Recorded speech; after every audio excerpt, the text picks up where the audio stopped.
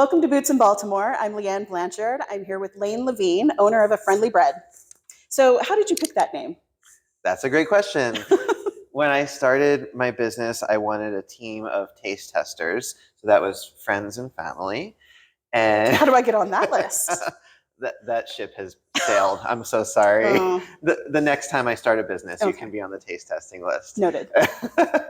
And every weekend, I would make 2 new flavors of bread to see how they were working out and get feedback on all aspects from my friends. So taste, texture, if you were to buy this in a store, how much would you pay for it, etc. My husband was one of the taste testers, and he was finicky. Was or is? He is. And every week, in that last column where it said, would you buy this in the store? It kept being no. But then finally... How unsupportive. He wanted me to grow. Right. Finally, the recipe clicked, the feedback turned to yes, and in the comments section it said, goes down easy, a friendly bread. Oh. And so that phrase represented a culmination for me. It also represented the support of my community. And then it turns out later on, we found other reasons why the name makes sense. You know, we make sourdough bread, and that can be friendly for people's gut. It can be friendly for people with gluten sensitivity. And it's also friendly for me because I hate most bread, and this is the only kind of bread that I like. So we decided to keep the name. Interesting. I really like it, though. That's a great story. Thanks. Okay, so the business has changed over the years. It's evolved. So what are you focused on now? The business has changed a lot over the years. We started as an artisan sourdough bread company selling at farmers markets, doing home delivery during COVID, and that is all in the past. What we are now is a frozen grilled cheese company. We Cool. Yeah, we still make all of our own artisan sourdough bread, but what we found was that our customers that were buying our bread were doing really cool things with it. They were making these delicious grilled cheese, and so I said, let me take that idea. Let's go back to the taste testers. Exactly. I wanted to build a process that didn't drive me into the ground. You know, waking up early to pack up a van for a farmer's market, all those kinds of processes of being a fresh bread bakery, they weren't sustainable for me, and they also didn't make for good business. And so when we discovered this idea and realized there was a great opportunity in the marketplace for it, I transformed the business to accommodate that. It's amazing. So you are also well known for treating your employees really, really well. So tell us a little bit more about that commitment to equity and sustainability and ethical practices. We, first of all, are certified as an LGBT-owned business enterprise. And that's one aspect where good treatment of employees comes in. So the reason that we have that certification is I'm gay, I'm the owner.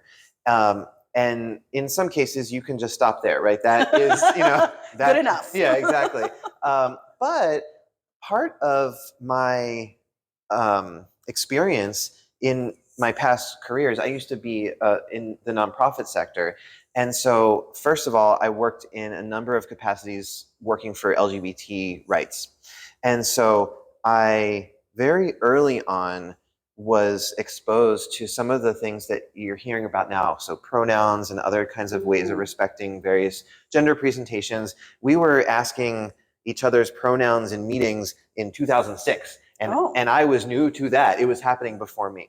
And so when I started to have employees come in who identify by they, them pronouns, or have just other parts of their identities that maybe aren't normally accepted in a workplace, I created a very nurturing environment for that. And it's really just seamless, where we have pronoun pins people can wear on their hats. And we just have an environment that welcomes that. In addition to that, my other nonprofit work was labor rights. And so I saw the types of things that were important to employees throughout the work I was doing. So it should be obvious, but being paid well, you would think. having benefits. And one thing that is maybe not as obvious is very often what we would hear from the workers that we were fighting for is their employers would tell them, we're like a family here. And sometimes that, or not sometimes, often, that creates a lack of boundaries and a lack of commitment to actually giving people a proper consideration as an employee. And so Because you really hurt the ones you love. that's right. Yeah. Right. In some cases, we're like a family is code for we can all abuse each other, you know? Yeah.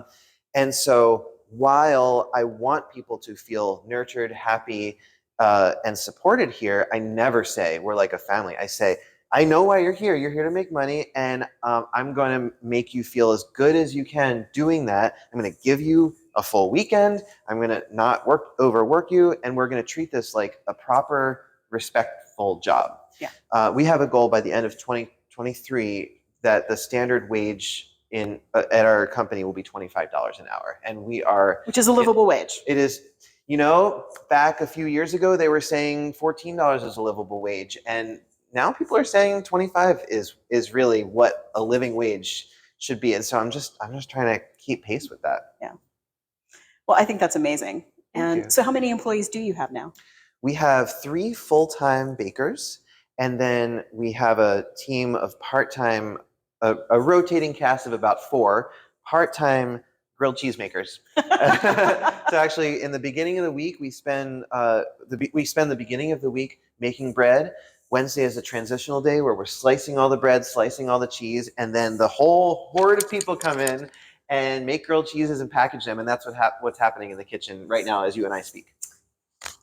I might have to bum a sample. You might have to. Okay, so where can people find your products? In the last year, we've expanded our distribution greatly. So our products are found in over 500 retail locations right now. Yeah. The Fresh Market, which has locations in Maryland, but also all throughout the East Coast. We've also just launched in the Giant. So that is all over the place. Everywhere. Here. Yes. And then in addition to that, if anybody is coming from the Pennsylvania area, there's the other chain of stores also called Giant. It's a different company. We're in them too. Oh, wow. Yeah. And we got a lot of other irons in the fire. Actually, starting in the next school year, Towson University is going to have our grilled cheeses featured at their convenience stores, coffee shops. And so this will be our first foray into food service. And so you'll be able to find us there as well. I see where you're going with that. Okay, so your facility is kind of in Homeland, just off York Road. Why pick here? We've been working out of Be More Kitchen, which is a shared incubator facility now for about 5 years, and we're still there.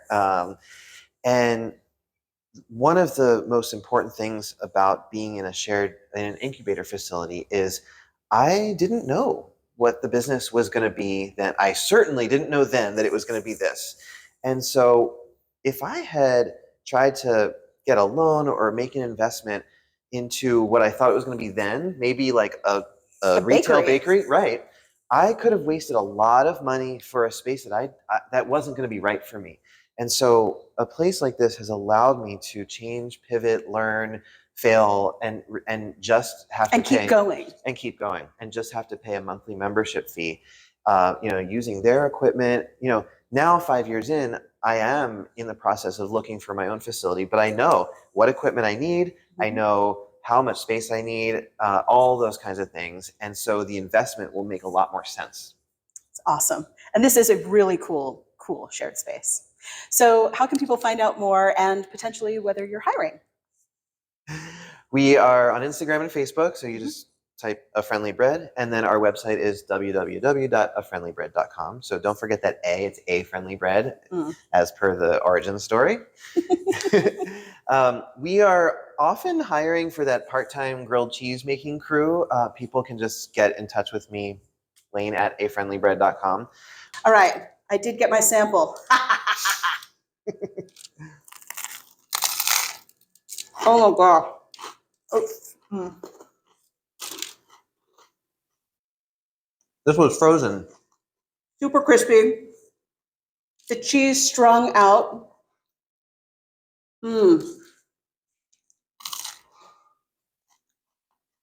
That is sour. Yeah. Like sourdough. Out on the West Coast, they only make grilled cheese with sourdough. So we're just trying to catch up here.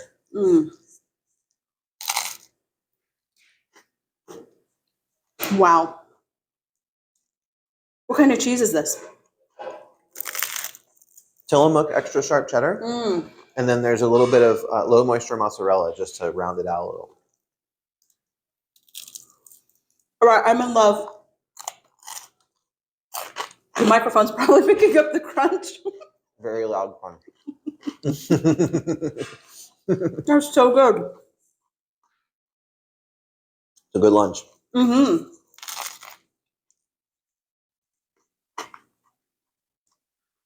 So you must work out a lot if this is in front of you all day. It's just my anxiety keeps my heart going, you know, because I own a business. So that's my workout. Oh my gosh. That is perfect. But it's true. Anytime somebody forgets lunch, they know. They can grab a sandwich. Yeah. So I like how the cheese kind of oozes out and then it crisps up a little bit. Oh, yeah. Oh my gosh. Yeah. That was definitely on purpose. And I don't know if you can see it, but the cheese oozed through one of the holes. Also a very good feature. This is better than you can make at home, for sure. There you go. So we heated this up in an oven. The instructions on the package say toaster oven or air fryer. And you can also do a quick two-step process where you microwave it for a minute so that the cheese melts inside, but then you finish it off in a hot pan so that you get it crispy. And that's actually what I do at home. It's very efficient. It's just that it takes an extra step. And so if you don't have it in you to do that, you may not want that step, but it's our preferred method. Well, if it turns out like this, I mean, are super good. I'm kind of mad you had the other half. Yeah, I know. I'm sorry. That's all right. I'll go to Giant on the way home and I'll buy one. There you go. Or 5. So the Giant also carries our cinnamon, raisin, and brie flavor, and our challah and Swiss. And then what we were putting together today is the jalapeno Gruyere, and that right now is exclusively carried at the Fresh Market.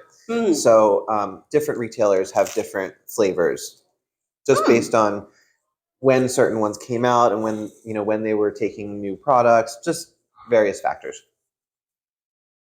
So, and it's jalapeno bread, Yes. not like jalapenos in the cheese. That's right. The bread has big chunks of pickled jalapeno in it that we pickled ourselves.